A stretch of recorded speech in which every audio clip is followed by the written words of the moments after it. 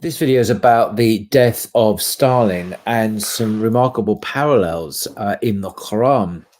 As you probably know, Stalin was a Soviet politician and communist revolutionary who led the Soviet Union from 1924 to his death in 1953. And historians have summarized that Stalin's regime was responsible for about 9 million deaths, with 6 million of these being deliberate killings.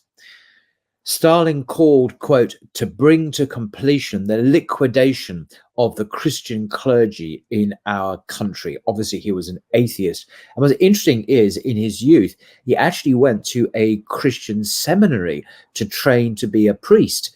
But halfway through, he became an atheist and a Marxist, and he left. But his mother thought he had great potential and wanted him to become an Orthodox priest.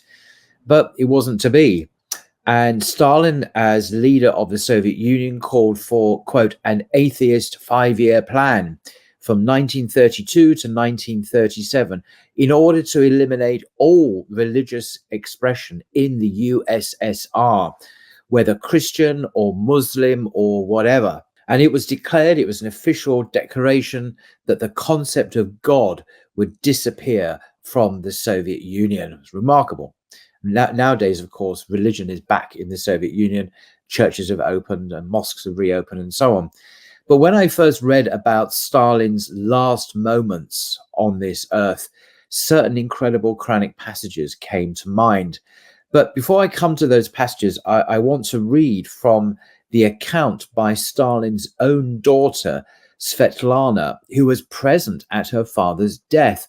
It's taken from a book she later wrote called The 20 Letters to a Friend. And I'm going to read a section from the first letter, letter number 1, before we come to the Quranic passages and a few other comments as well. So she wrote the following. It's very touching. She was actually there when her father died in Moscow. She writes, my father was lying there unconscious. The stroke had been severe. He'd lost his speech and his right side was paralyzed.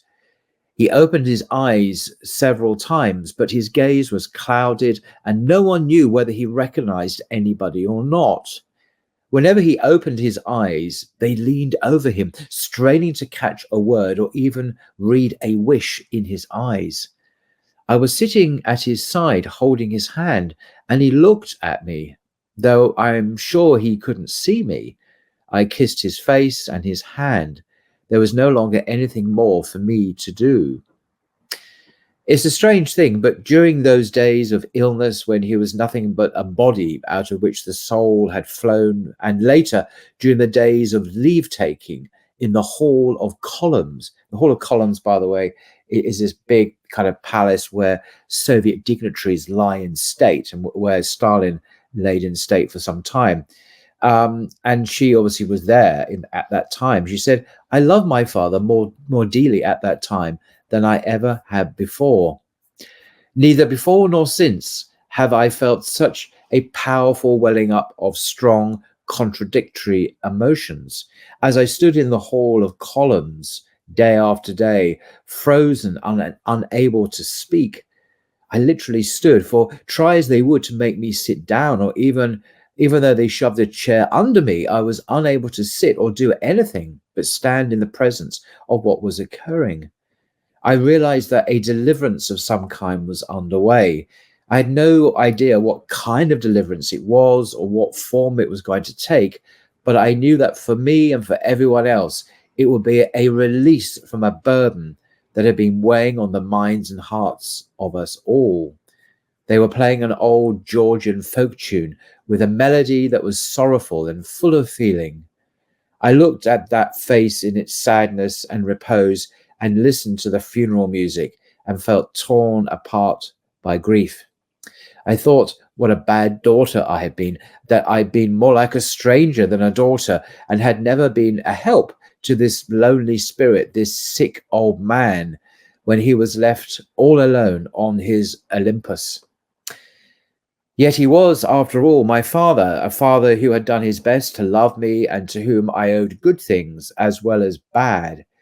All those days I couldn't cry and I didn't eat. Grief and a sort of calm had turned me to stone. And then she writes these terrible words about her father's death, looking back before that point when her father had actually died. She writes, "My father died a difficult and terrible death. It was the first and so far the only time I had seen somebody die. God grants an easy death only to the just." It's remarkable words. The hemorrhaging and had gradually spread to the rest of the brain. Since his heart was healthy and strong, it affected the breathing centers bit by bit and caused suffocation. His breathing became shorter and shorter. For the last 12 hours, the lack of oxygen was acute. His face altered and became dark. His lips turned black and the features grew unrecognizable. When we come to the Quran, we'll read about this. The last hours were nothing but a slow strangulation. The death agony was horrible. He literally choked to death as we watched. At what seemed like the very last moment, he suddenly opened his eyes and cast a glance over everyone in the room. It was a terrible glance, insane or perhaps angry and full of the fear of death and the unfamiliar faces of the doctors bent over him. The glances swept over everyone in a second. Then something incomprehensible and awesome happened that to this day I can't forget and don't understand. He suddenly lifted his left hand as though he were going to point to something above and bring down a curse on us all. The gesture was incomprehensible and full of menace, and no one could say to whom or at what it might be directed. The next moment, after a final effort, the spirit wrenched itself free from the flesh. I thought I was about to suffocate too, and I clutched the hand of a young woman doctor who was standing next to me. She started moaning from pain, and we held on tightly to one another. The spirit had flown. The flesh grew still. The face became pale and assumed its usual appearance. So that was the first-hand account of the death of Stalin by his very own daughter. A terrible, terrible account, of course, which you can read about. You can download the book online for free. So what does the Quran, so when I first read about Stalin's last moments, as I said, certain incredible passages in the Quran came to mind. And I want to share some of them with you, reading from the clear Quran. These passages are almost at random, no particular order, but they all address the fate of the wicked. Stalin not only was an atheist, of course, but he persecuted Muslims, Christians, and other people, shut down their places of worship, imprisoned them, and was responsible for the deliberate killing of approximately 6 million people, and probably was responsible for a total of 9 million deaths. These are the figures that today's historians have surmised are his death count. Anyway, in this passage, in Surah number 6, we read, "If you, O Prophet, could only see the wrongdoers in the throes of death, while the angels are stretching out their hands, saying, 'Give up your souls. Today you will be rewarded with the torment of disgrace for telling lies about God and for being arrogant towards his revelations.'" So Surah 6, verse 93. Striking words. The parallels there with Stalin's death are obvious and irrefutable, I think. And another passage in the 8th Surah, If only you could see when the angels take the souls of the disbelievers, beating their faces and backs, saying, "Taste the torment of burning. This is the reward for what your hands have done." And God is never unjust to his creation. That's the 8th surah, verse 50. And in another surah, Surah 47, we read the following warning.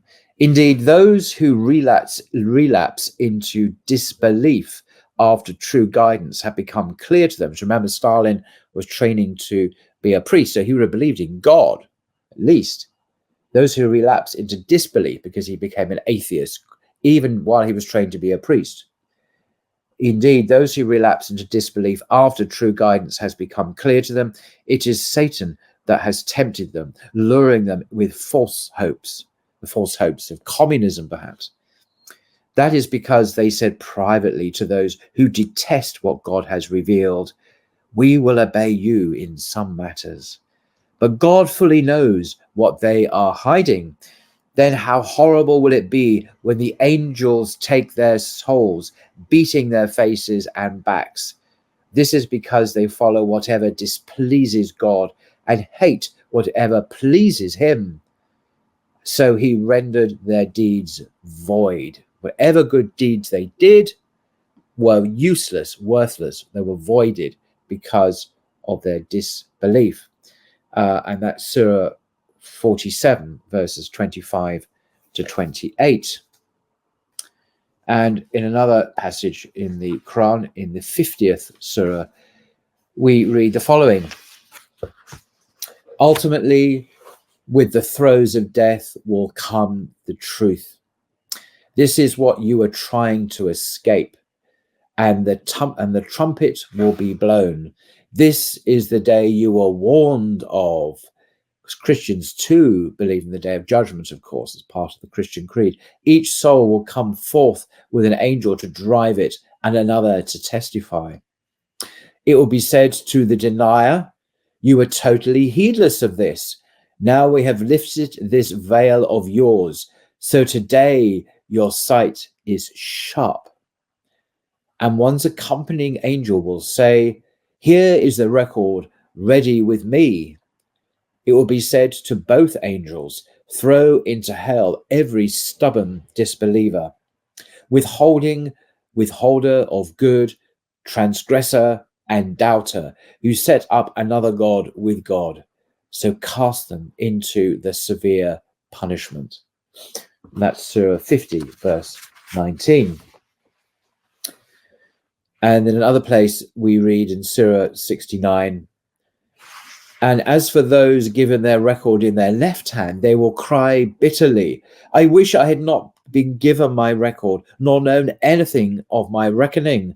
I wish death was the end.'" Remember at the end there, Stalin pointed his hat. He could see something beyond the dunya. He could see something in the unseen, and it terrified him, and he brought down a terrible curse. "I wish death was not the end," these people say. "My wealth has not benefited me. My authority has been stripped from me." Stalin was no longer the dictator. It will be said, "Seize and shackle them, then burn them in hell, then tie them up with chains 70 arms long. For they never had faith in God, the greatest, nor encouraged the feeding of the poor. So this day they will have no close friend here, nor any food except oozing pus, which none will eat except the evildoers." It's a horrific picture of what happens. Surah 69, verses 25 onwards. And the last surah I'm going to read from is Surah 79, about the hereafter, how it is inevitable. And Stalin, as we saw, at the interface between this life and the next, died a horrible, horrible death by those angels stripping out evil souls harshly, and those pulling out good souls gently, and those gliding through heaven swiftly, and those taking the lead vigorously, and those conducting affairs obediently. Consider the day when the quaking blast will come to pass, followed by a second blast. The deniers' hearts on that day will be trembling in horror, with their eyes downcast. But now they ask mockingly, will we really be restored to our former state, even after we have been reduced to decayed bones? They add, then such a return would be a total loss for us. But indeed, it will take only one mighty blast, and at once they will be above ground. The inevitability of the hereafter. That's the 79th Surah, verses 1 to 14, taken from the clear Quran. So these are remarkable words, and they remind me also of other books, actually, I've mentioned before. On this one, for example, My Descent into Death by Howard Storm. On the inside dust cover, he says, or these publishers say, Storm, an avowed atheist, was awaiting emergency surgery. This is in Paris. He was a professor of art, actually, from America, on holiday in Paris, showing students around the galleries. So he was awaiting emergency surgery when he realized that he was at death's door. Storm found himself out of his own body, looking down on the hospital room scene below. He was looking down on himself from above. Next, rather than going toward the light, which of course everyone apparently does, he found himself being tortuously dragged to excruciating realms of darkness and death, where he was physically assaulted by monstrous beings of evil. This is just what the Quran says happens. His description of his pure terror and torture is unnerving in its utter originality and convincing detail. So he was an atheist who experienced these terrible realities that the Quran mentions. My descent into death, a second chance at life, because he survived, of course, and told his extraordinary story. And very lastly, just some quotes from this marvelous book, Approaching Mystery, Religious Experience in a Secular Age by Professor Dale C. Allison. He's a professor of New Testament studies at Princeton Theological Seminary, who I've had the privilege of interviewing several times on this channel. There's a chapter called Approaching Death, and he's got some quotes from doctors and hospice workers. I just want to share them with you. And a doctor said this: "This happens all the time, but no one wants to talk about it. It's like this. I want other doctors to refer their patients to me, and I want to be seen as competent, technically astute, and on top of cutting-edge treatments. If I went around telling people that my patients were having deathbed visions, do you think I'd be taken seriously?" End quote. So he knows these things happen. These people see that in the next life, the unseen, like Stalin did. Like the Quran says, these people will see these things. But, you know, no one wants to talk about it publicly because they'll be seen, they won't be taken seriously, particularly doctors. And a hospice worker says this: "Almost without exception, everyone starts his or her story with something like, I've never told anyone about this, and if I did, they put me in the nut house, but this is what I experienced." End quote. This is very common for people who've had this experience, who survive them, to very, very common for people to have them. And another quote here: "Studies suggest that as many as 60% of conscious dying patients experience end-of-life dreams and visions, but the actual number is likely higher because the phenomenon is considered underreported by patients and family members for fear of embarrassment. There's a stigma, there's a taboo attached, particularly in the West, to talking about these things in our very materialist, secular culture, our atheist culture. So we tend not to talk about them, but this experience is very common, very common." And then Dale himself writes at the beginning of chapter 6, Some deaths are wretched and best forgotten. Well, thank goodness they're not always best forgotten, like Stalin's daughter, because this confirms the truth of what happens and what we read of in the Quran, of course. A week before she passed, my maternal grandmother was moved out of her nursing home into a critical care facility. Although she was able, until almost the end, to play the piano as always, her mind had been, for months, evaporating. She would stare at her TV without awareness of the content. At some point, she began to utter sentences that we assumed, perhaps wrongly in retrospect, were devoid of meaning. In her final days, she began repeating like a stuck, old-fashioned record player, "Help me, help me." The memory haunts. No one in my family knew how to respond to her unsettling plea.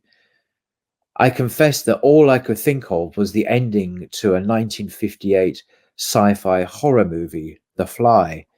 At the film's end, a man who had been turned into a fly through an experiment gone dreadfully wrong cries out as a spider devours him, "Help me, help me." All deaths are not, thank God, so miserable. And he goes on to talk about many accounts of people approaching death and lucidity before death, where people suddenly become awake and are aware of what's going on. Just as in Stalin's case, actually, he had momentary lucidity. Even with, it's extraordinary. You get patients who had very advanced Alzheimer's, who basically had nothing left, and suddenly before their passing, become very, very lucid and engage in coherent conversation with relatives. And they speak about their lives and about their jobs. And I mean, it's extraordinary. And then they pass. And this is what quite common. It shouldn't physically be possible. Many of these people have nothing left to, no brain matter left, even in some cases. Anyway, this is the book as well, Encountering Mystery by Dale C. Allison. Absolutely fascinating work. Highly recommend it. So this is a very salutary warning. The death of Stalin and the remarkable parallels we read about in the Quran. And of course, the Prophet Muhammad, upon whom peace, would have no way of knowing these things. This is pure revelation from God, actually, and is confirmed by countless experiences we're reading about in contemporary accounts that this can happen to people. And so it's a warning, it's a mercy actually to us, to me, to remember, to be reminded of the realities of the unseen and what will happen to us if we do not turn to God, if we do not focus our lives on Him and His will for us, if we are heedless, if we deliberately forget, if we deliberately pretend we don't know about these things, we will be held to account one day, sooner or later. But may we all follow the straight path, inshallah. Until next time.